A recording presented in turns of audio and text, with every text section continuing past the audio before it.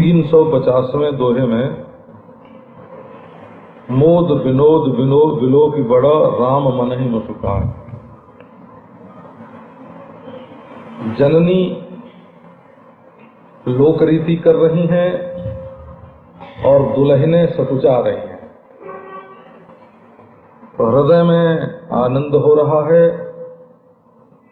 उनके संकोच को देख करके, और जो सखियां विनोद कर रही हैं उनके साथ, उसको भी भगवान देख रहे हैं। परंतु मोद विनोद का प्रभाव उनके ऊपर नहीं है, राम मन ही मुस्कान। वो तो सहज स्वभाव से मुस्कुराते हैं, मन मन में मुस्कुराते रहते हैं। अब इसके बाद ये प्रसंग चलता है। देव पितर पूजे विधि नीति, पूजी सकल वासना जी की, सब ही बंदी मांग ही वरदाना, भाई सहित राम कल्याणा, अंतरहित सुर आशीष देहि, मुदित मातु अंचल भर लेहि,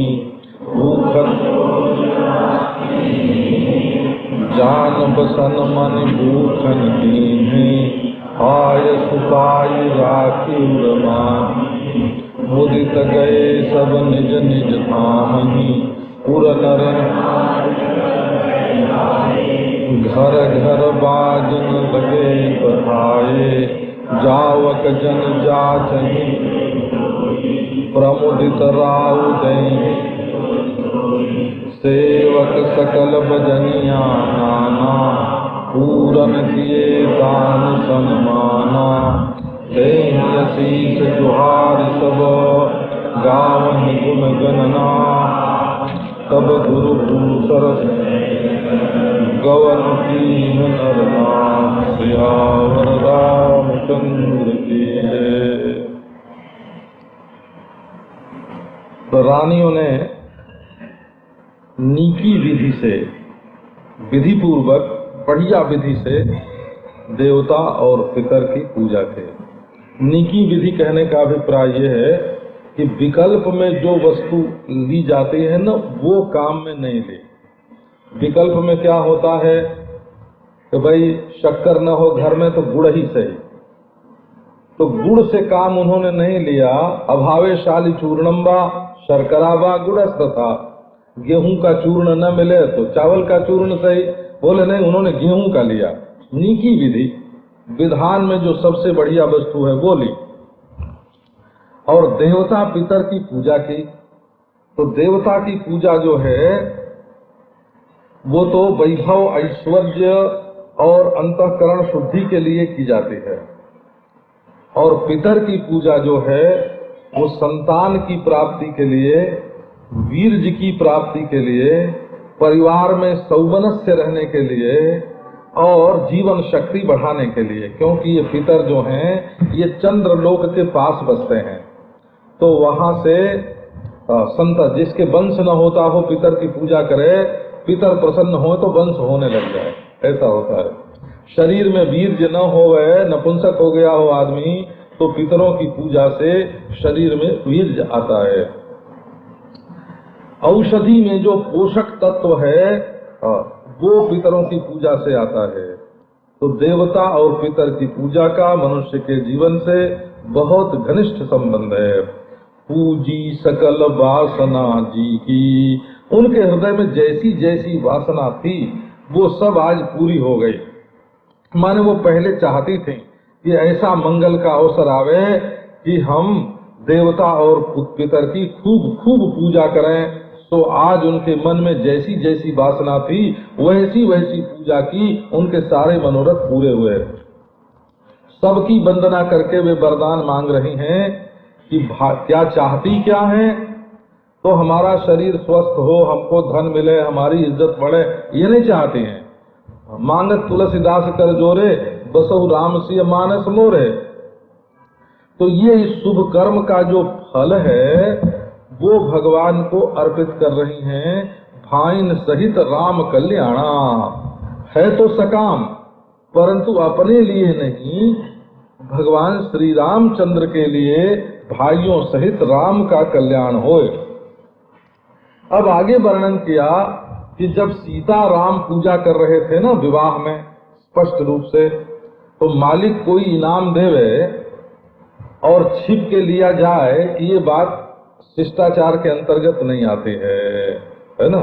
तो खुद प्रकट हो के देवता लोग वो पूजा को अपने लिए पुरस्कार समझ करके कि इनको जरूरत तो नहीं है परंतु मर्यादा स्थापन करने के लिए कर रहे हैं, तो प्रकट हो के वहाँ लेते भी हैं और देते भी हैं। लेकिन ये माताएं जब पूजा करती हैं तब अंतरहित सुर आशीष देहि, छिपे हुए अंतर्धान हुए देवता लोग आशीर्वाद दे रहे हैं।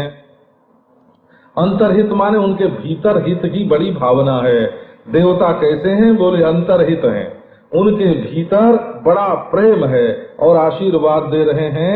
और माताएं आंचल फैला फैला करके उसको ग्रहण कर रही हैं, हाथ में नहीं लेते हैं, आदर से आंचल में लेते हैं। अब राजा ने बरातियों को सबको बुलाया और उनको जान बसन मन भूषण देने, यान माने रथ, और वस्त्र मणि और आभूषण सब बरातियों के दी। और आयस उपाय राखिउर राम ही, मुदित गए सब निज निज धाम ही। सबने आदेश अनुमति प्राप्त करके और हृदय में रामचंद्र को बसा करके आनंद में भरे हुए अपने अपने धाम गए। जो भी विदा हुआ ना इस बारात में से, क्या जनकपुर के लोग और क्या अयोध्या में आए हुए लोग, क्या घराती लोग, क्या बराती लोग, सबके प्रसंग में ये बात कही गई है, राखिउर राम ही। जब वो जाते हैं तो खाली नहीं जाते हैं, रामचंद्र को अपने हृदय में ले करके जाते हैं, भरे हृदय से जाते हैं, रामचंद्र को ले करके जाते हैं। अब जितने अयोध्या नगर के नर नारी सब थे, सबको पहरावा मिला हो, पांचों कपड़े जैसे देते ना, पूरे नर नारी सकल पहिराए, उनको 5-5 कपड़े सबको दिए गए, उनको पहरावा मिला। घर घर बाजन लगे बधाए, घर घर बधाई बजने लगी। जो जाचक जन आकर के जो जो मांगते हैं, राजा प्रमुदित हृदय से वही वही देते हैं। खुश होते हैं मांगने वाले पर कि देखो ये हमको अपना समझ करके मांगता है। और जितने सेवक थे और जितने बाजे बजाने वाले थे, उनको दान और सम्मान से पूर्ण कर दिया।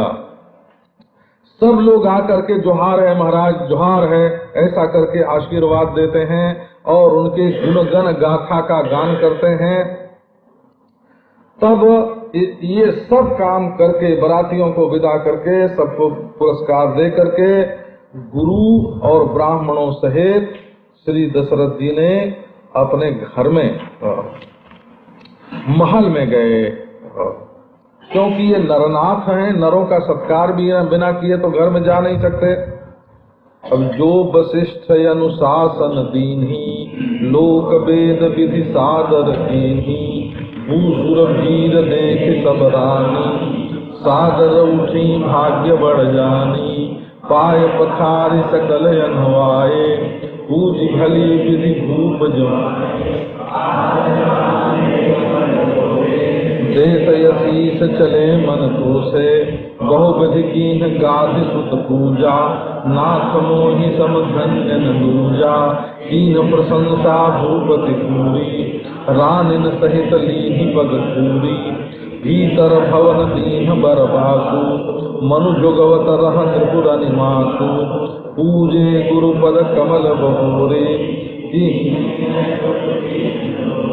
बधुन समेत कुमार सब, रानिन सहित मही, पुनि पुनि बंदत गुरु चरण, देत यशीष मुनीश सियावर रामचंद्र की जय।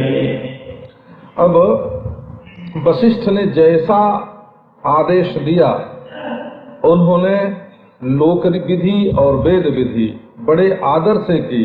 अगर आदर से न किया जाए तो कर्म का फल जो है वो अश्रद्धया हुतम दत्तम तपस्तत्तम कृतंचजत, अश्रद्धा में चला जाता है। इसलिए बड़े आदर के साथ उन्होंने किया।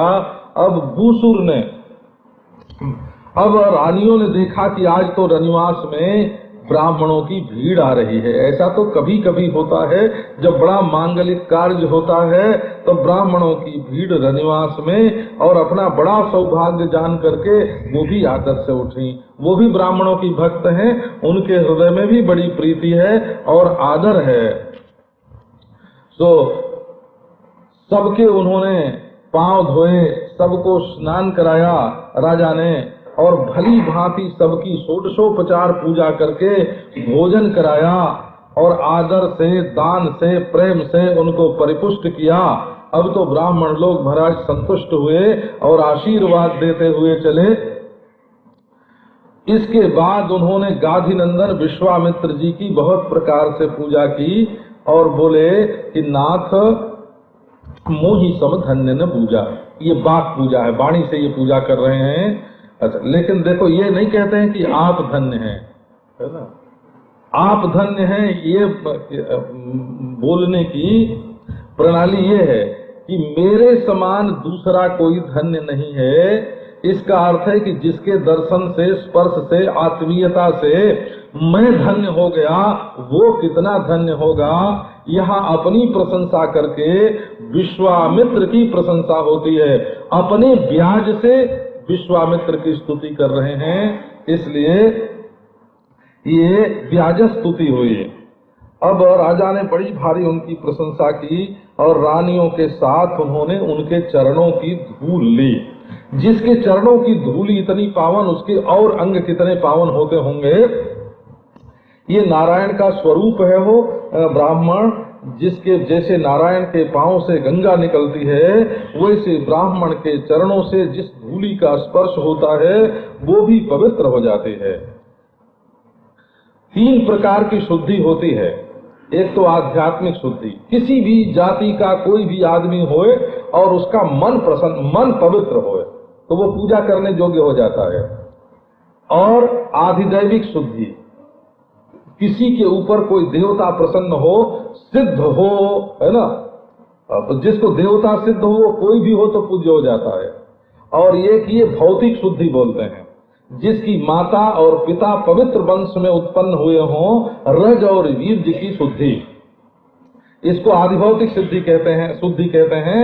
तो ये ब्राह्मण जो है वो आधिभौतिक जाति से, ब्राह्मण जो है वो आधिभौतिक शुद्धि उसमें है। और यदि उसने गायत्री और सूर्य आदि की उपासना करके देवताओं को सिद्ध कर लिया तो आधिदैविक शुद्धि हो गई। और अंतःकरण यदि उसका शुद्ध है, पवित्र है, तो आध्यात्मिक शुद्धि हो गई। और तीनों प्रकार की पवित्रता महाराज जिसके भीतर है, उसके चरणों की धूल ले लेने से तो वो परम मंगलमय हो जाता है। अब देखो, श्री विश्वामित्र जी महाराज को अपने घर में ठहराया हो, भीतर भवन दीन बरबासु, महल में ले जाकर के, जहाँ रानियां रहती हैं ना, वहीं उनके रहने की व्यवस्था की। रामचंद्र को ले गए थे विश्वामित्र जी तो अपनी कुटिया में ही तो ठहराते थे ना। तो जब उन्होंने ले जाकर के अपनी कुटिया के भीतर ठहराया रामचंद्र को, लक्ष्मण को, तो अब राजा उनको बाहर कैसे ठहरावे? तो महल में उनको ठहराया। और राजा स्वयं और रनिवास दोनों उनके मन को जुगौते रहते हैं, मन को जुगौते रहते हैं।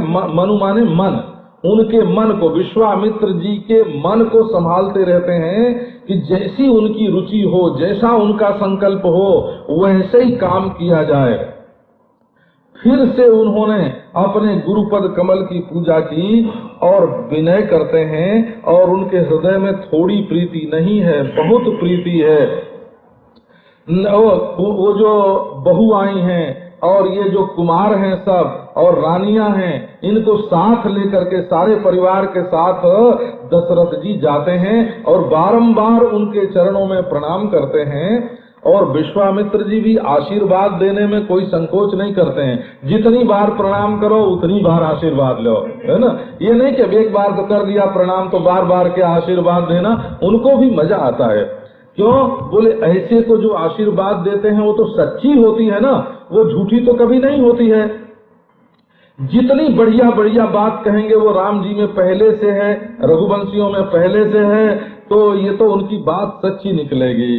विनय कीन्ह उरयति अनुरागे, सुत संपदा राखि नृपयागे, नेग मांगी मुनि नायक लीन्हा, बाद बहुत विधि कीन्हा, उरधरि राम ही सीय समेता, हरख कीन्ह गुरु गवन निकेता, विप्र बधू सब भूप बुलाई, चहल चारु भूखन बहुरी बुलाय सुवास, रुचि विचार मन दीन्ही, नेगी नेग जोग सब लेही, रुचि अनुरूप भूप मन देही, प्रिय पाहुने पूज्य जे जाने, भूपति भली भांति सन्माने, देव देखि रघुबीर विबाहु, बरखि प्रसून प्रशंस उछाहु, चले निशान बजाय सुर, निज निज पुर सुत पाय, कहत परस वर रामचंद्र की जय। बड़े अनुराग, अति अनुराग से विनय किया दशरथ जी ने श्री विश्वामित्र मुनि का, और अनुराग की अति बताते हैं। ये अनुराग में भी अति हो जाती है कभी। तो क्या किया दशरथ जी ने कि अपना पुत्र, अपनी संपत्ति सबको ला करके विश्वामित्र जी के सामने स्थापित कर दिया। ये वही दशरथ जी हैं जिन्होंने पहले विश्वामित्र से कहा था कि राम देत नहीं बने गोसाई। महाराज, सब पुत्र मुझे प्राण के समान हैं, लेकिन राम को तो देते नहीं बनता है। विश्वामित्र जी को मना कर दिया था, बहुत समझाने बुझाने पर तब बात मानी थी। अब वो इनके चित्त में कचोट कसक रह गई थी कि उस दिन मैंने राम को देने को मना कर दिया था, तो अब एक बार अपनी ओर से ला करके सामने रख दें। तो राम लक्ष्मण भरत शत्रुघ्न और सारी संपत्ति राजा ने ला करके विश्वामित्र के चरणों में डाल दी और बोले, महाराज ये सब आपका, आप सब ले लीजिए, आप ही राजा। अब मैं राजा नहीं, आप राजा। तो विश्वामित्र जी ने सोचा कि बिल्कुल कुछ नहीं लेंगे तो राजा को संतोष नहीं होगा। कभी कभी सामने वाले के संतोष के लिए लेना पड़ता है। जो लोग ये समझते हैं कि हम इनको खुश करने के लिए देते हैं, वो बात दूसरी है। और कहीं कहीं मन में आता है कि भाई इनका लेंगे तब तो इनको खुशी होगी और नहीं लेंगे तो इनको बड़ा दुख होगा। ये एक मन की विलक्षण प्रक्रिया है। एक सज्जन है, वो जब कभी मुझे कहीं जाना होता है ना, तो वो उनसे अगर हम कह दें कि तुम मत जाओ, तो उनका प्रेम ऐसा है कि वो कहते हैं कि हमको अपना समझा, तब न हमारे मन को दबाया और हमको रोक दिया कि तुम मत जाओ। और दूसरे हैं कि अगर उनको साथ न ले जाए तो लड़ जाए कि तुम हमको अपना नहीं समझते इसीलिए नहीं ले जाते, है ना। तो एक न ले जाने को ममता समझता है और एक ले जाने को ममता समझता है। इस प्रकार मनोवृत्ति लोगों की जुदा जुदा होती है और एक ही क्रिया की व्याख्या अपनी अपनी मनोवृत्ति के अनुसार अलग अलग कर लेते हैं। विश्वामित्र ने देखा कि यहाँ न लेना, विरक्त बनना, कि हम बड़े त्यागी हैं, बड़े विरक्त हैं, बड़े अपरिग्रही हैं, हम कुछ लेने वाले हैं। विश्वामित्र जी ने कहा कि हमको तो नेग चाहिए। नेग विवाह में हम लोगों की ये गांव की तरफ ऐसी प्रथा थी पहले, अब तो भगवान जाने है कि नहीं, मैं समझता हूँ कि जरूर टूट गई होगी। उस समय वर पक्ष के लोग 5 रुपया सैकड़ा हम लोगों को देते थे, कम से कम। ये बंधा हुआ था हो, विवाह में जितना खर्च हुआ ना, वर पक्ष को जितना रुपया मिला, मान लो 1000 रुपया मिला, तो वो 10 का 5 गुना माने 50 रुपया हम लोगों को देते थे। हम वहाँ के गुरु थे, पुरोहित थे। तो ये इतना नेग, इसी को नेग बोलते थे, नेग बोलते थे। तो अब विश्वामित्र जी को नेग देने की हिम्मत तो दशरथ की है नहीं, उन्होंने तो सब कुछ दे दिया। सब कुछ दे दिया तो उन्होंने कहा नहीं नहीं, हमको इतना नहीं, हमारा नेग इतना होता है। वो भी नेगी बन गए नारायण रामचंद्र के ब्याह में। बोले कि इसमें रिश्तेदार के नाते शरीक होना, तटस्थ के नाते शरीक नहीं होना। तो उन्होंने अपना नेग जब मांगा, बड़ा भारी आनंद हुआ दशरथ को। और ले लिया उन्होंने, अपने मांग के ले लिया। एक बार की बात है, एक बहुत गरीब ब्राह्मण थे हमारे गांव के पास के, वो गए कलकत्ते, तो उनको बहुत बड़ी आमदनी हो गई। तो एक बार उनके घर में जितना सिक्का था, 10,000 रुपए का सिक्का था, ऐसे उन कमरे में डाल के ताला लगाते थे, तिजोरी नहीं थी वो। तो जब हमारे बाबा गए उनके यहाँ, हमारे पितामह गुरु थे उनके, गए तो जितने सिक्के थे सब लाके उनके सामने रख दिए कि महाराज आप ले जाओ इसको। ऐसे जितने सिक्के थे 10,000 रुपए से कम नहीं थे। तो हमारे बाबा ने 10 रुपए उनसे ले लिए और बाकी बोले कि ये सब तुम्हारा है, इससे ज्यादा हम लेंगे तो हमको भी नहीं पचेगा, है ना। 10 रुपए से ज्यादा हमको नहीं पचेगा। तो ये लेन देन में दशरथ बहुत दे रहे हैं और इधर मांग के नेग ले रहे हैं मुनि नायक, और आशीर्वाद बहुत विधि दीन्हा। अब महाराज वो तो बहुत तरह से आशीर्वाद देते हैं। उरधरि राम ही सीय समेता, हरसि कीन्ह गुरु गवन निकेता। अब और सब लोग तो राम को अपने हृदय में धारण कर करके लौटते हैं ना।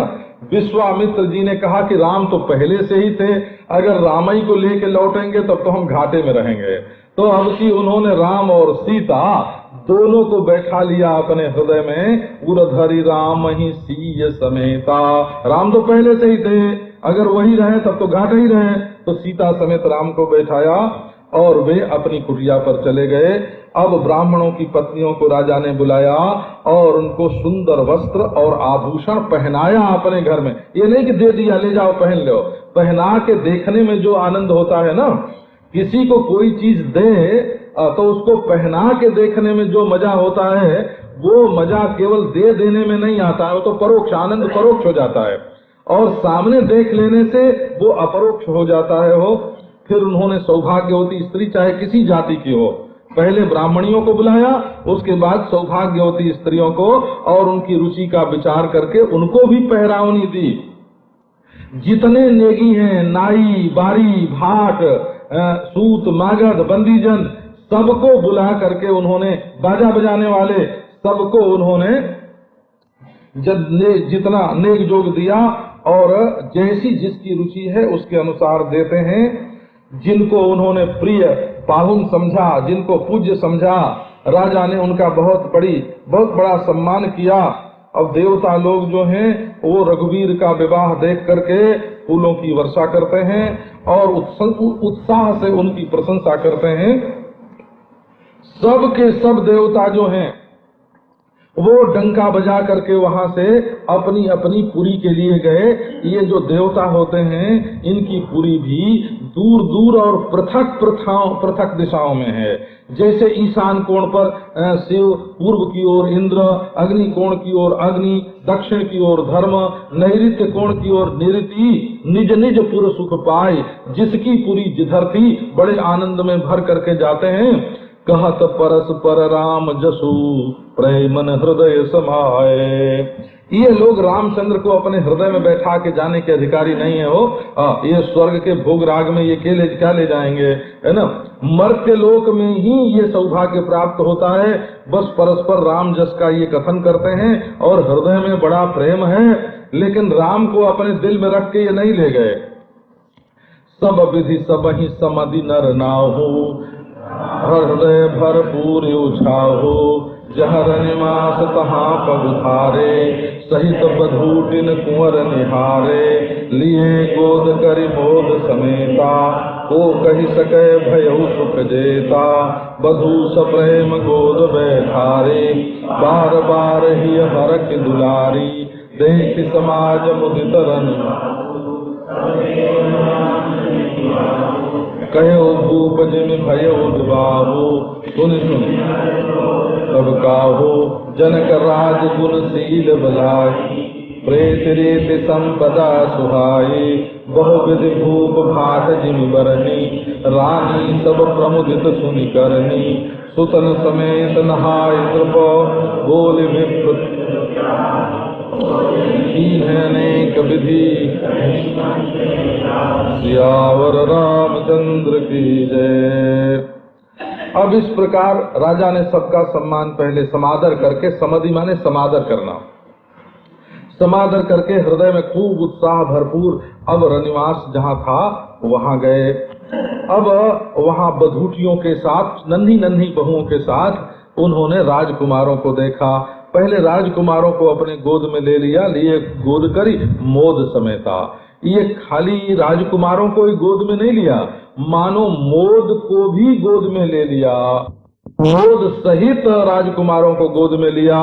और जितना सुख हुआ उसका कौन वर्णन कर सकता है। इसके बाद महाराज बहुओं को भी गोद में बैठा लिया और बार बार हृदय से हर्षित हो करके उनको दुलारते हैं। ये बहुएं बड़ी बड़ी नहीं हैं, छोटी छोटी हैं। कई इसलिए नन्ही मुन्नी जो बहू होती हैं वो अपने पिता के समान ससुर की गोद में बैठ गईं और बड़ा आनंद हुआ हो। सारा रनिवास से समाज देख करके आनंदित हो रहा है, सबके हृदय में आकर के आनंद निवास करने लगा। अब राजा जो हैं वो वर्णन करने लगे, कहे भूप जिमि भयो विवाहु, जैसे विवाह हुआ वो राजा ने कहा, सुन सुन के लोग हर्षित होते हैं। राजा जनक में कैसा कैसा गुण है, सील है, बड़ाई है, प्रीति है, रीति है, संपदा है, इसका वे वर्णन करते हैं। कब वो देखो गुण ऐसे हैं जनक में महाराज कि सबसे प्रेम करते हैं। जान ईश सम भावन दूजा, पूजे नरपति सकल बराती। कितने गुण हैं, ईश्वर बुद्धि सबके भीतर है। और सबसन कहत कर संपुट लिए, हाथ जोड़ करके सबसे बात करते हैं, ऐसा उनका सील है। और बड़ाई ये है कि अपराध क्षमिबो बोल पठयो, बहुत हो ढीठो करो। देखो ना क्या आनंद है कि हमने बड़ी ढिठाई की, जो आपको बुला करके यहाँ भेजा, प्रीति की रीति कि वहां से विदा नहीं होने देते हैं। और उनकी संपदा देख करके इंद्र भी सकुचा जाता है। कि इस प्रकार महाराज जनक राजा की सी गुण, सील, बड़ाई, प्रीति, रीति, सुहाई, संपदा भाट बन गए। राजा दशरथ अपने रनिवास में बहुविधि भूप भाट जिमि बरणी, जैसे भाट लोग लोगों की तारीफ करते हैं। ये बड़ी अद्भुत बात है।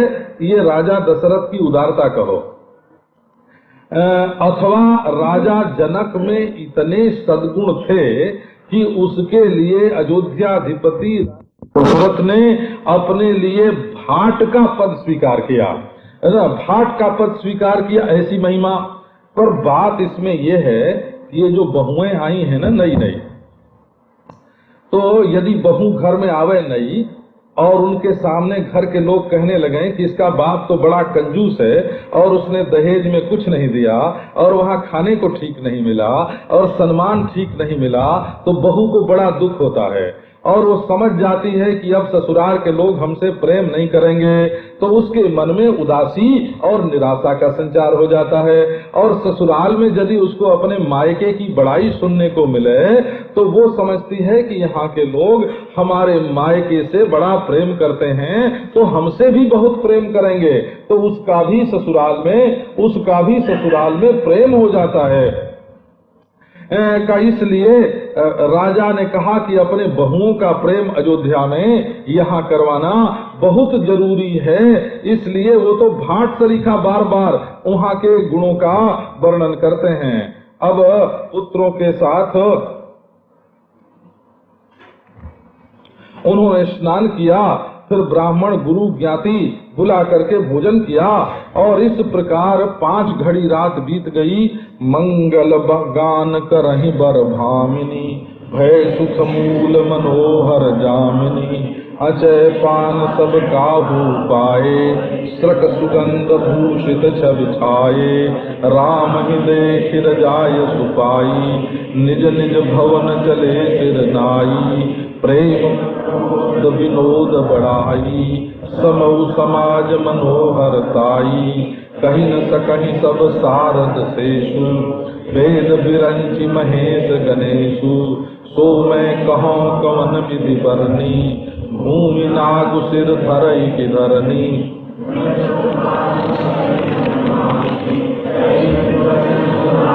रानी बधू रखनी पर घर आई, राख्यो नयन पलक की नाई, लरिका श्रमित नींद बस वो जाई, अस कहि के विष राम चरण चित लाय, सियावर रामचंद्र की जय। अब कहते हैं कि सब भामिनी जो हैं वो मंगल गान कर रही हैं और वो सारी रात्रि जो है मनोहर और सुखमूल हो गई। और भोजन के बाद मुंह धोकर सब लोगों ने पान पाए हो मुंह को सुबासित करने के लिए। किसी किसी को सिगरेट ही की गंध भाती है ना नारायण। परंतु पहले के जमाने में है ना लोग अपने मुख को सुबासित करने के लिए इलायची खाते थे, पान खाते थे, सुपारी खाते थे, अपने मुंह को सुगंधित बनाते थे और स्वाद भी उसमें आता था और कई दोष भी दूर होते थे। अब तो ये बस पान की बड़ी निंदा है आजकल के जमाने में हो कि उससे दांत जो है ना उनका रंग चला जाता है, लाली बनावटी आ जाती है और जहाँ तहाँ थूक देते हैं पान खाने वाले। तो वो तो उनकी अशिष्टता जरूर है जो जहाँ तहाँ थूक देते हैं, वो तो शिष्टाचार के विपरीत है। लेकिन आजकल के लोग ऐसी दुर्गंध वस्तु का सेवन करते हैं कि उसको देख करके पान तो अच्छा लगता है। तो इसके बाद श्राक सुगंध भूषित हुए और बड़े सुंदर लग रहे हैं और रामचंद्र भगवान को देख करके आज्ञा ले करके सब अपने अपने भवन सिर नवा करके गए। अब वहाँ क्या क्या चीज है, बोले 6 बातें वहाँ की देखने योग्य हैं।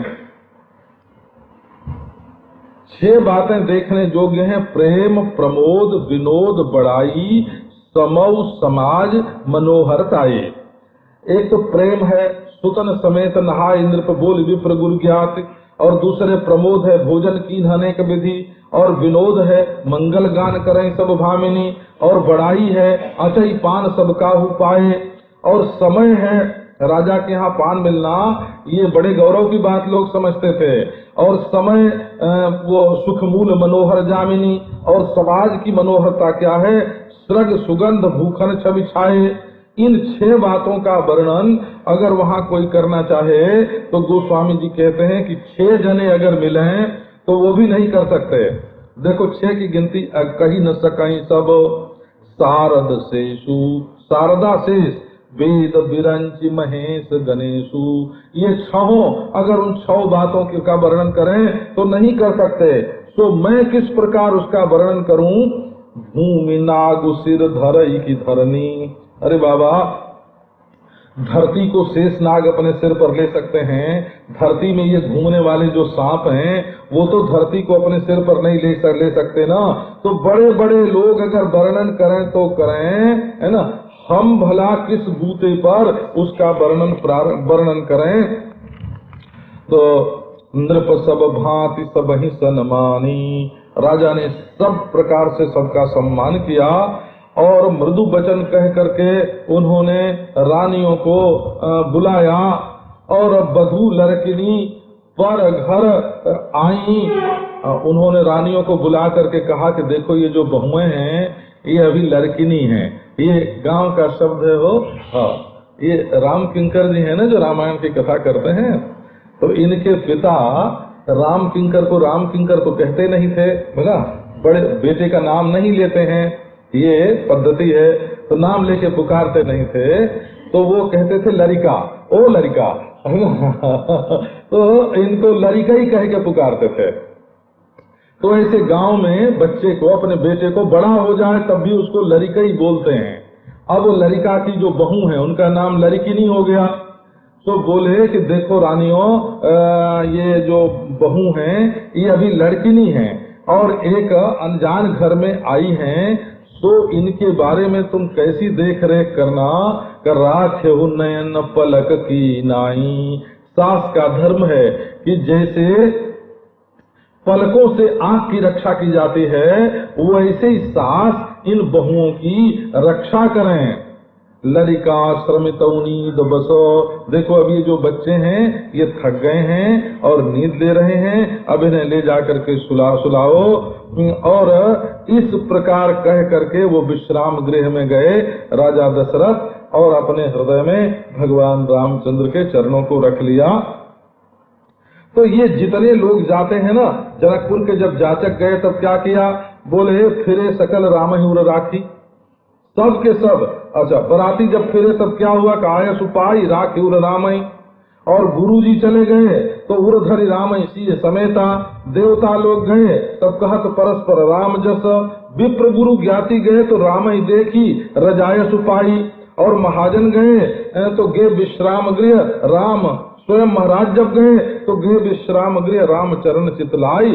राम चरण को चित्त में लेकर, माने अपने हृदय में रामचंद्र के अपने पुत्र हैं, तो क्या हुआ, उनके चरण को राम चरण जब बोलते हैं तो संस्कृत में दो तरह से ये बात बोली जाती है। एक तो आदर करने के लिए चरण शब्द का प्रयोग होता है, जैसे जब बोलते हैं कि आचार्य चरणा बदंती, आचार्य चरण बोल रहे हैं तो आचार्य के पांव थोड़ी बोलते हैं, वो आचार्य को ही आचार्य चरण कहते हैं, उनका आदर प्रकट करने के लिए।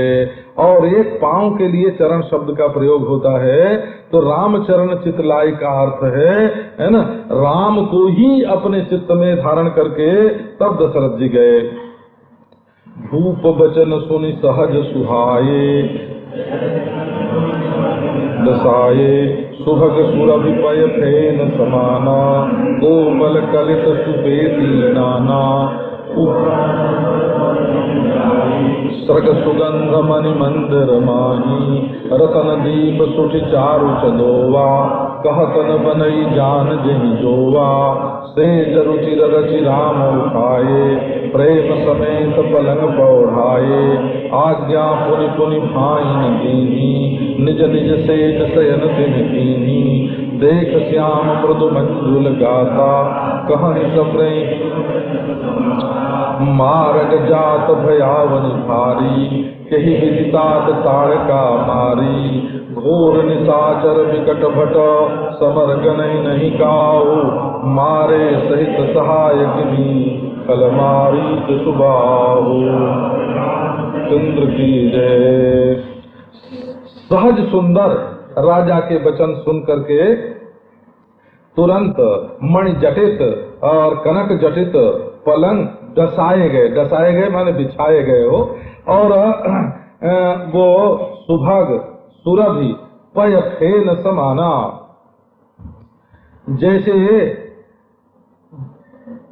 गाय का सुंदर पय फेन होए वैसा, और कोमल और कलित और नाना प्रकार की तोशकें जो हैं वो पलंग पर बिछाई गई। एक पर एक तोशक नहीं थी, उसको बहुत नरम करने के लिए कई।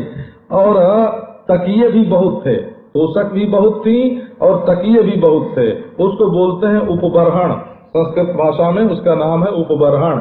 उसको बोले उपबरहन। बड़े श्रेष्ठ श्रेष्ठ तकिए हैं, उनका वर्णन नहीं किया जा सकता। और फूलों की सुगंध चारों ओर मणि मंदिर में फैल रही है। रत्न के दीप और चंदोआ लगे हुए हैं मकान में। वो वर्णन करते नहीं बनते हैं, क्योंकि वही जान सकता है जिसने कभी उसको देखा है। सो बड़ी सुंदर सेज की रचना करके, रुचिर सेज की रचना करके, ये रामचंद्र को रुचिर ज्यादा पसंद है। जब कथावाचक लोग इस प्रसंग को लेते हैं ना, तो उनकी पूरी भी रुचिर है और उनका गृह भी रुचिर है और वो भक्त के रुचिर मन में रहते भी हैं और उनको सब रुचिर प्यारा है। तो ये सेज भी रुचिर है। राम को उठा करके वहाँ बड़े प्रेम सहित वहाँ पलंग पर ले जा करके उनको पौढ़ा दिया। रामचंद्र ने बारंबार भाइयों को आज्ञा दी, जाना थोड़ी चाहते थे रामचंद्र को छोड़ करके। फिर उन्होंने आज्ञा पालन के लिए अपनी अपनी शज्या पर गमन किया। अब ये माता जो हैं वो रामचंद्र के श्याम मृदु मंजुल शरीर को देख करके, मृदुता तो है कोमलता और मंजुलता है सौंदर्य और रंग है सांवरा, ऐसे शरीर को देख करके सब माताएं बड़े प्रेम से कहती हैं कि हमने सुना है कि रास्ते में जाते समय तुमने अत्यंत भयावनी ताड़का को मारा। सो के ही विधि किस रीति से मारी, कोई न कोई युक्ति करनी पड़ी होगी, क्योंकि तुम्हारे शरीर में इतना बल तो नहीं दिखता है बेटा कि तुम ताड़का को मारो। क्या विधि रची उस समय, किस विधि की सहायता से मारी? और निशाचर जो हैं वो बड़े भयंकर हैं, विकट हैं, वीर हैं, और युद्ध भूमि में वो किसी को गिनते नहीं है महाराज। सो उन सब निशाचर वीरों को और उनके मददगारों को भी, सुबाहु मारीच को और उनके मददगारों को कैसे तुमने मारा? तो मुनि प्रसाद बलितात तुम्हारी, ईसय अनेक करवरें तारी, मख रखवारी करी दुहु भाई, गुरु प्रसाद सब विद्या पाई, मुनि तिय तरी लगत पग धूरी, कीरति रही भुवन भरपूरी, कमठ पीठ पवि कूट कठोरा, नृप समाज मह शिव धन तोरा, विश्व विजय जस जान की पाई, आये भवन ब्याहि सब भाई, सकल यमानुष करम तुम्हारे, केवल कौशिक कृपा सुधारे, आज सुफल जग जन्म हमारे,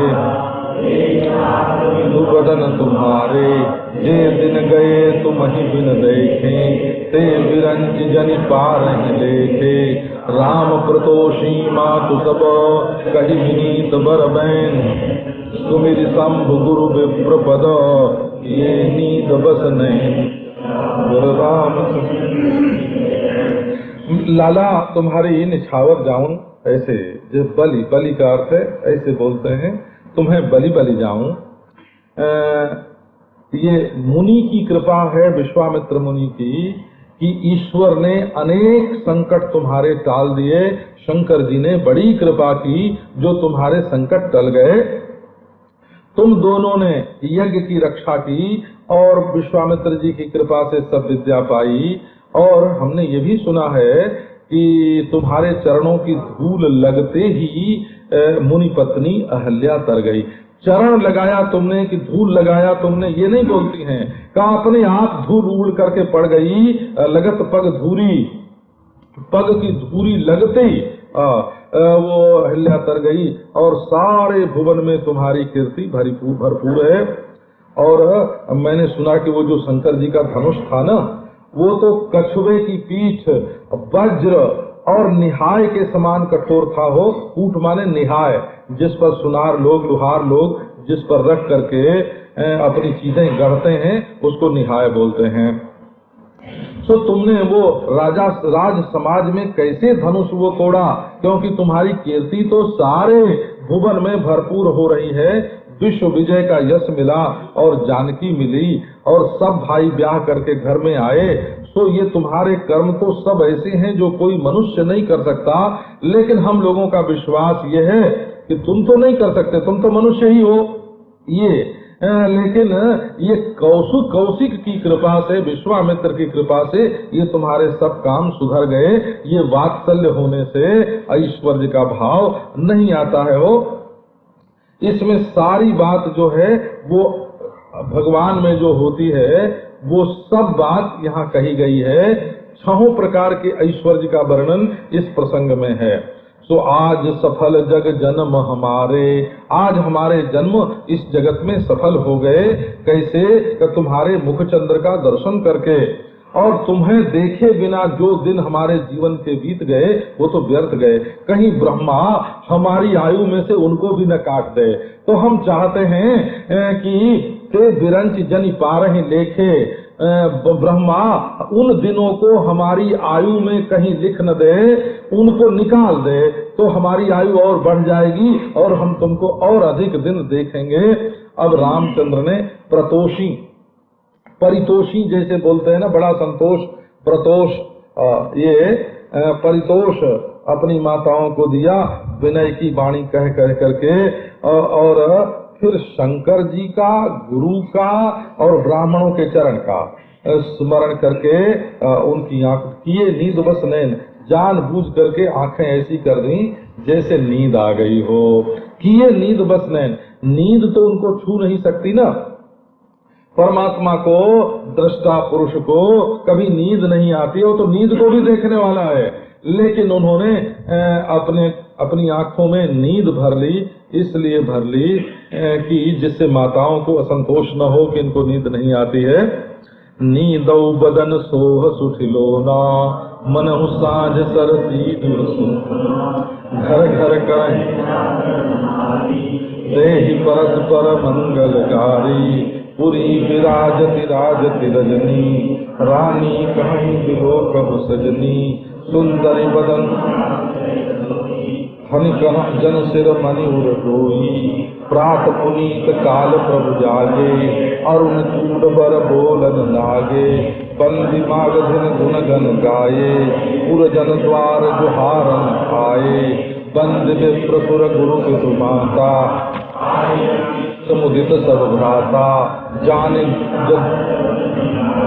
भूपति संग द्वार पगुधारे, तीन शौच सब सहज सुचि, सरित पुनीत नहाए, प्रात क्रिया करितात पही आए, चारों भाई सियावर रामचंद्र की जय। निद्रा की दशा में भी नींदो माने नींद में भी बदन जो है वो बड़ा सुंदर और लावण्यमय भासता है, मानो एक और कांति, बड़ा सांवरा, बड़ा सलोना और बड़ा सुंदर बदन भासता है। ऐसा मालूम पड़ता जैसे मानव मनहु साँझ सरसी रूह सोना, जैसे कमल जो है वो संध्या के समय भी लाल लाल मालूम पड़ता है, उसकी लालिमा जो है वो संध्या के समय, मुरझाने के समय, कुंभलाने के समय भी संध्या काल में उसकी लाली और सुहावनी मालूम पड़ती है। ऐसे नींद में उनका मुखारविंद। और नारियां जो हैं वो घर घर में जागरण कर रही हैं और परस्पर मंगल गारी का गान कर रही हैं। अब पूरी जो है वो विराज रही है, सब जगह रोशनी हो रही है, और राजती रजनी, रात भी शोभायमान हो रही है। और रानियां कहती हैं कि सजनी इस रात को देखो। और सुंदरी बधुन सासुलई सोई, सासुएं जो हैं वो अपनी छोटी छोटी बहुओं को अपनी गोद में लेकर के सोई। कैसे?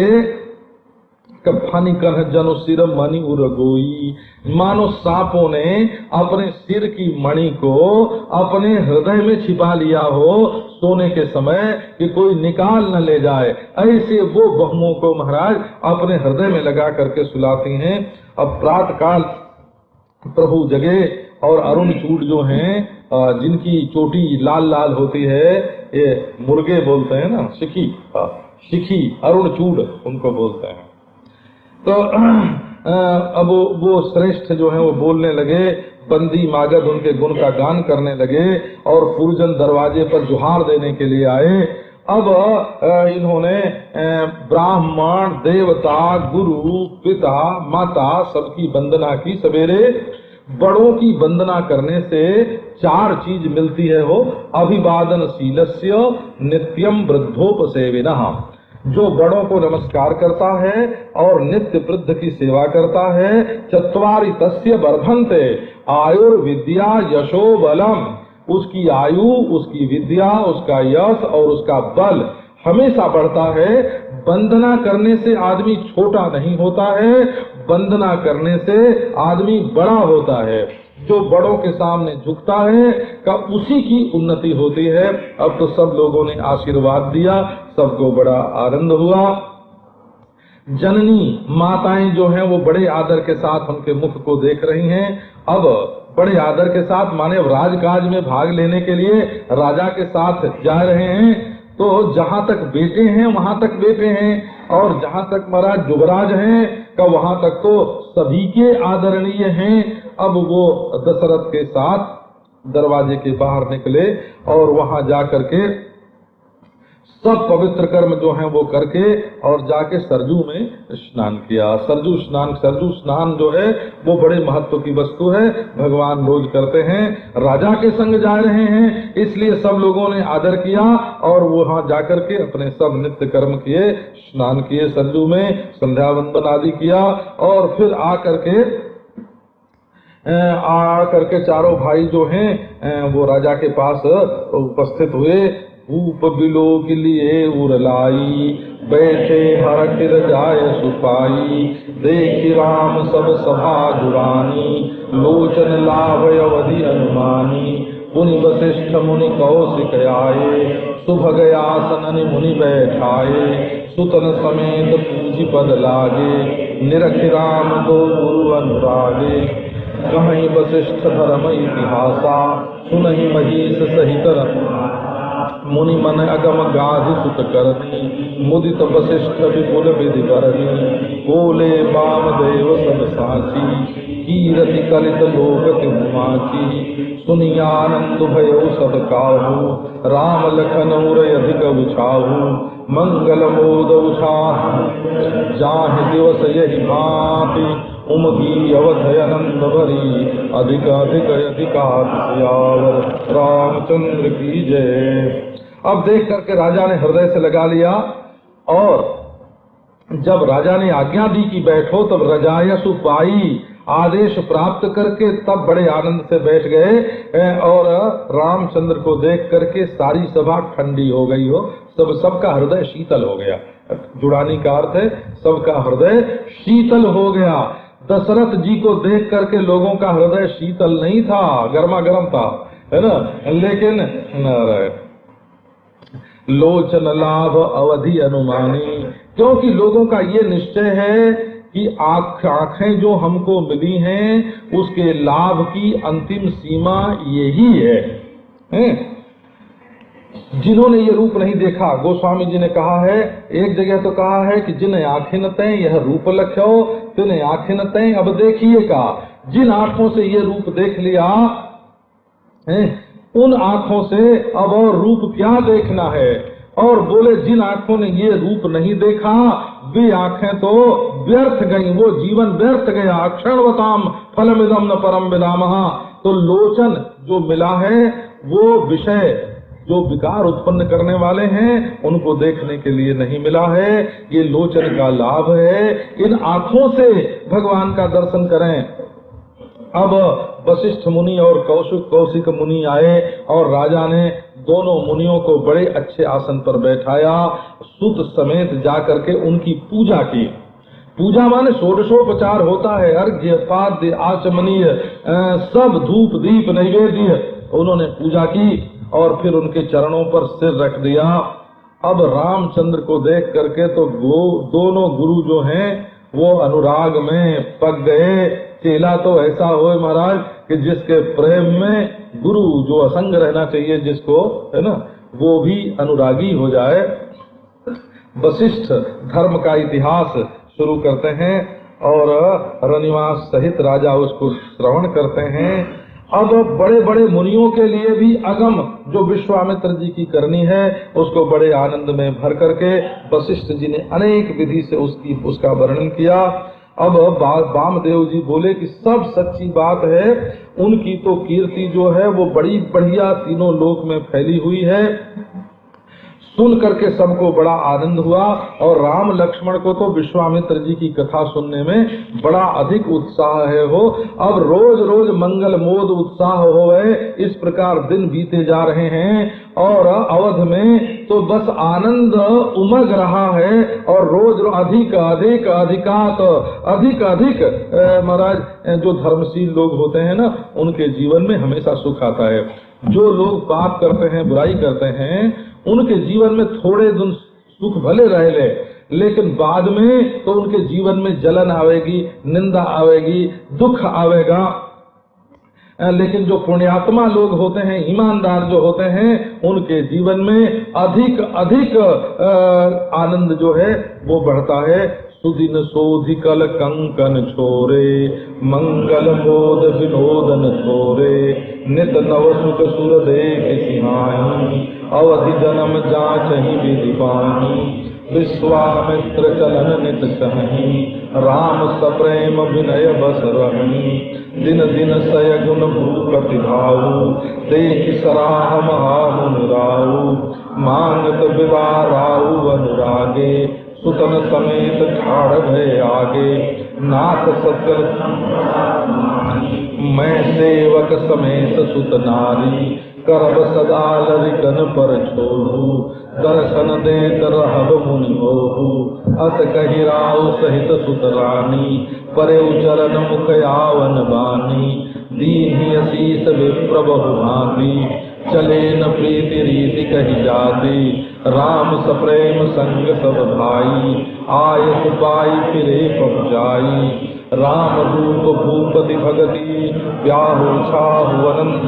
जात सराहत मन ही मन, मुदित गाधि कुल चंद। मुहूर्त देख करके जो हाथों में कंगन बंधे हुए थे वो छोड़े गए और बड़े मंगल मोद विनोद वहाँ हुए। और आ करके देवता नित्य जो अवध में नवीन सुख होता है उसको देख करके आश्चर्यचकित होते हैं और ब्रह्मा से प्रार्थना करते हैं कि हे प्रभु, हमको तुम इस अवध में जन्म दो।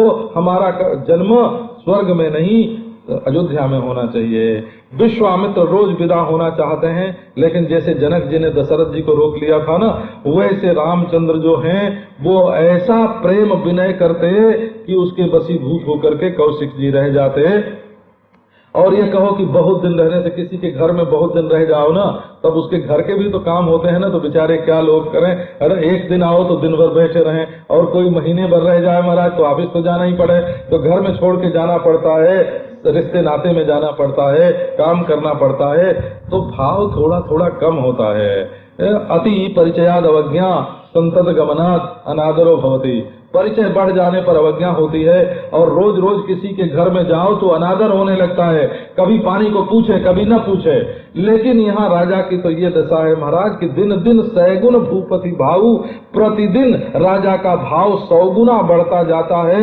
और उसको देख करके महामुनिराज विश्वामित्र जी उसकी सराहना करते हैं, रोज विदा मांगते हैं, परंतु राजा का बड़ा प्रेम महाराज। सो एक दिन जब उन्होंने मांगी विदा, तब महामुनि मांग रहे हैं, ये भी तो एक बात है ना कि वो जब मांगते हैं तो वो चीज भी देनी चाहिए, जैसे सब चीज दी वैसे वो भी देनी चाहिए। बड़ा अनुराग है। और पुत्रों को लेकर के सामने खड़े हो गए और बोले कि हे स्वामी, ये सारी संपत्ति तुम्हारी है, इसको तो तुम चाहो तो अपने साथ ले जाओ, है ना। और मैं सेवक समेत सुत नारी, मैं अपनी रानियों के साथ और पुत्रों के साथ आपका सेवक हूँ। ये कहने का देखो, ये कहते हैं कि यदि आप हमको सेवक भी बनावे हैं तो है ना, रानियों को भी अपने साथ ले चलें सेवा करने के लिए, और बेटों को भी ले चलें, तो हम लोग साथ साथ तो सब रहेंगे ना, साथ साथ आपकी सेवा करेंगे। उन्होंने कहा हम यदि ये कह दें कि हम सब आपके सेवक हैं और हम में से किसी को छांट के ले जाओ, तो ये तो लड़कों को ही छांट के ले जाएंगे, न रानियों को ले जाएंगे, न हमको ले जाएंगे, तो हम लोग ऐसे ही रह जाएंगे। बोले नहीं, सुत नारी समेत मैं सेवक तो मैं हूँ, सेवा तो आपकी मैं करूंगा, परंतु रानी और बेटे हमारे साथ साथ रहेंगे। नारायण करब सदा लरिकन पर छोहू, ये बच्चे हैं, स्नेह रखना और मुझे भी दर्शन देने के लिए बारंबार आप आते रहना। ऐसा कह करके रानी और पुत्रों के साथ राजा उनके चरणों में गिर पड़े, और मुंह से तो कुछ बोला जाए नहीं जाए। अब ब्राह्मण विश्वामित्र ने उन्हें बहुत प्रकार से आशीर्वाद दिया। प्रीति रीति तो कही नहीं जाती है हो। अब राम अपने सब भाइयों के साथ बड़े प्रेम से उनको पहुंचाने के लिए चल रहे थे, तो आदेश प्राप्त करके वो फिर लौट आए। अब ये राम रूप भूपति भगति, राम का तो सौंदर्य और दशरथ की भक्ति और ब्याह का ये आनंद उत्साह विश्वामित्र जी अपने मन में सराहते जाते हैं। ये कौन है? बोले गाधी कुल चंद, ये गाधी के पुत्र हैं, परंतु गाधी के वंश में ये चंद्रमा रूप हैं। वैसे ये अपनी तपस्या के बल से क्षत्रिय से ब्राह्मण हो गए हैं, इसलिए अब ये सूर्य नहीं है, गाधिकुल भास्कर नहीं है, गाधिकुल चंद्रमा है। क्यों? कि सोमोस्माकम ब्राह्मणा नाम राजा, चंद्रमा ब्राह्मणों का राजा होता है, तो चंद्र कहने से उनके ब्राह्मणत्व को सूचित किया। वामदेव रघुकुल गुरु ज्ञानी, बहुरी गाधि सुत कथा बखानी, सुनि मुनि सिजस मन ही मन राऊ, बरनतयापन पुण्य प्रभाऊ। समेत नृपति गृह गयऊ, जहाँ तहाँ राम ब्याह सब भागावा, सुजस पुनीत लोक छावा, आए ब्याहि राम घर जब तय, बसे आनंद अवध सब तब तय, प्रभु विवाह जस भयऊ छाऊ, सकहि अम्बरन गिरा अहिनाहू, कवि कुल जीवन पावन जानी, राम सीय जस मंगल ठानी, तेहि ते मैं कछु कहा बखानी, करण पुनीत हेतु निज बानी, निज गिरा पावनी करण कारण, राम जस तुलसी रघुवीर चरित अपार, बारिधि पार कवि कौनेर हो, उपबीत ब्याह उछाह मंगल सुनिज सादर गावन्, वैदेही राम प्रसाद ते जन सर्वदा सुख पावन्, सिय रघुवीर विवाह जे सप्रेम गावहि सुनहि, तिन कहूँ सदा उछाह मंगलायतन राम जसो। कहते हैं कि जब विश्वामित्र जी चले गए तो रघुकुल के जो गुरु हैं ज्ञानी वामदेव जी, उन्होंने फिर से विश्वामित्र की कथा का वर्णन किया। वाल्मीकि रामायण में वशिष्ठ जी ने विश्वामित्र की कथा का बड़ा विस्तार करके वर्णन किया है, लेकिन कई बातें विश्वामित्र के जीवन में ऐसी हैं जो उनके सामने कहने लायक नहीं थी, तो वशिष्ठ जी ने वो नहीं कही, जो सामने जितनी बात बोलने लायक थी उतनी कही, उनकी प्रशंसा की। पर और बहुत सारी ऐसी बातें थीं जैसे जैसे उनका अभिमान समय समय पर टूटा और क्षत्रिय बल जो है ना वो वशिष्ठ जी के सामने जैसे भंग हो गया। वशिष्ठ जी से तो बड़ी लड़ाई हुई थी ना, तो वशिष्ठ जी ने उसमें विश्वामित्र के तिरस्कार की कोई बात नहीं कही, उनकी बड़ाई कही। लेकिन विश्वामित्र जी के सामने वशिष्ठ जी की जो श्रेष्ठता है वो सब फिर वामदेव जी ने बारंबार विश्वामित्र की कथा सुनाई और उनका भी वर्णन किया। अब मुनि का सुजस सुन के राजा दशरथ जो हैं वो मन अपने पुण्य प्रभाव का वर्णन करते हैं कि हमारे पुत्रों के लिए ऐसे मुनि की प्राप्ति हुई और वे हमारे घर में आए। तो फिर राजाज्ञा हुई, यही है ना, लोग लौट गए, बहुरे माने लौट गए हो, बहुरे माने बहुर गए।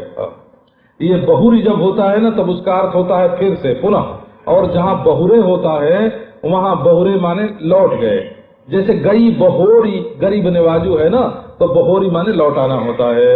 और फिर लोगों के लिए राजाज्ञा हुई, रजायस माने राजाज्ञा हो, राजा देश, ये राजा देश जो है वो रजायस बन गया है, रजायस। फिर राजा का आदेश हुआ और पुत्रों के साथ राजा अपने घर गए और जहाँ तहाँ सब लोग रामचंद्र के ब्याह का गान कर रहे हैं। ये पवित्र जस तीनों लोक में छा गया है। जब से रामचंद्र विवाह करके घर में आए हैं तब से अवध में बस आनंद आकर के निवास कर रहा है। रामचंद्र के विवाह में जैसा उत्साह हुआ उसका सरस्वती और शेष भी वर्णन नहीं कर सकते। ये तो महाराज कवि कुल जीवन पावन बानी, राम सीय जसु मंगल खानी। ये रामचंद्र जी का जो जस है ये कवि कुल का जीवन है। प्रसन्न राघव में जयदेव जी ने कहा कि स्वसूक्ति नाम पात्रम रघु तिलक मेकम कलयताम, कवि नाम को दोषः सतु गुणगणा नाम अवगुणः। बोले भाई सब कवि जब देखो तब राम ही पर कविता कर रहे हैं, इसका क्या कारण है? बोले इसका कारण कवियों का दोष नहीं है कि सब कवि एक ही विषय पर कविता करें, ये तो रामचंद्र के गुणों का अवगुण है जो सब कवियों को वे मुखर बना देते हैं, सब उसी विषय पर बोलने लगते हैं। तो ये रामचंद्र का जो जस है ये कविकुल का जीवन है। देखो तो भवभूति हैं, कालिदास हैं, जयदेव हैं, सब रामचरित्र पर बोलते हैं हो। और आदि काव्य तो रामचंद्र के जीवन जस से बने ही है, बड़ा पावन जस है। और राम सीय जस जो है ये मंगल का खान है और परम पावन है, कविकुल जीवन है। इसी से क्योंकि ये हमको भी पवित्र करने वाला है और मंगल का खानी है, इसलिए कुछ थोड़ा सा वर्णन करके कहा। और हमारा अभिप्राय केवल ये है कि देखो ये जो वाणी है ना ये दूषित हो गई है। दूषित हो गई है क्यों? कि संसार का जब वर्णन करते हैं ना इससे, गुण दोष, संसार के गुण दोष का वर्णन करते हैं तो राग द्वेष हृदय में दे करके दिल को भी दूषित करे और स्वयं भी दूषित होए। और जब राम जस का इसमें वर्णन करते हैं तो जही कहत गावत सुनत समुझत परम पद नर पावई एक ही कम अक्षरम पुंसाम महापातक नाशनम। एक एक अक्षर जो राम कथा का है वो मनुष्य के महापाप को मिटाने वाला है। सो निज गिरा पावन करण कारण राम जस तुलसी कहो। तुलसीदास जी कहते हैं अपनी वाणी को पावन बनाने के लिए मैंने ये राम जस का वर्णन किया है। ये रघुवीर चरित जो है ये तो अपार समुद्र है, किसी कवि ने इसका पार नहीं पाया है। इसलिए सब अपनी अपनी गति के अनुसार इसका वर्णन करते हैं। यज्ञोपवीत, विवाह, उत्साह, मंगल, इसको जो सुन के सादर गान करते हैं। एक बात और इसमें ध्यान देने का, उपवीत, ब्याह, उत्साह, मंगल सुनी जे सादर गावहीं। पहले सुनो और फिर इसका गान करो। पहले श्रवण करके तब वर्णन करना चाहिए, बिना श्रवण किए वर्णन नहीं करना। सो वो सीता वैदेही और राम श्री सीता रामचंद्र के प्रसाद से उन मनुष्यों को सदा सुख की प्राप्ति होती है। तो सिय रघुवीर विबाहु जे सप्रेम गावहि सुनहि तिन कहूँ सदा उछाह मंगलायतन राम जसु। ये श्री सीता रघुवीर चंद्र का जो विवाह है, इसका जो सप्रेम गान और श्रवण करते हैं, वक्ता मिले तो सुनो और श्रोता मिले तो इसका गान करो और कोई न मिले तो गुनगुनाते रहो। उनके लिए हृदय में सदा उत्साह उनके हृदय में रहेगा, क्योंकि ये जो राम यश है ये मंगलायतन है, ये मंगल का घर है। इसी में से सारे मंगल निकलते हैं। अब ये बाल कांड पूरा हुआ हो। श्री रामचरितमानस से सकल कलि कलुष विध्वंस ने प्रथम सोपान। तो जहाँ रामायण होता है ना, रामायण माने तो होता है राम जी का घर, तो वहाँ कांड बोलते हैं। कांड माने प्रकोष्ठ, है ना, महल का एक एक हिस्सा। तो रामायण में कांड होते हैं। और जहाँ रामचरित मानस है तो उसमें तो कांड नहीं होते हैं, तब उसमें क्या होता है कि सोपान होता है, सीढ़ी होती है। तो रामचरित मानस में अवगाहन करने के लिए ये पहली सीढ़ी पूरी हुई। अब आगे अयोध्या कांड सायंकाल प्रारंभ करेंगे हो।